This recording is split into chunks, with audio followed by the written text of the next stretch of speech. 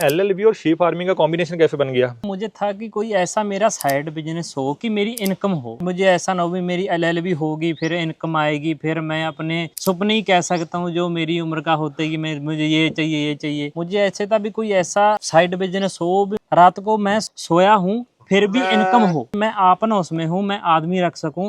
तो इसीलिए मैंने किया। मैंने कोई शर्म नहीं की कि एलएलबी कर रहा हूँ कि मुझे सारे कहेंगे बेड पाल रहा है बेड पाल रहा है। मैंने इस बड़ी बात चीज वही की है कि शर्म नहीं की। शर्म नहीं की। एलएलबी स्टार्ट की तो मुझे था कि मैं इस साइड जाऊंगा। अभी मेरा रुझान है कि मैं शी फार्म की साइड जाऊंगा, ठीक है। इसको और लार्ज स्केल पर लेके जाऊंगा। जैसे अभी है मुझे और नॉलेज आ रही है। अभी आपके फार्म पे कितनी भेड़ें हैं? ये हमारे पास 200 नग है जी टोटल।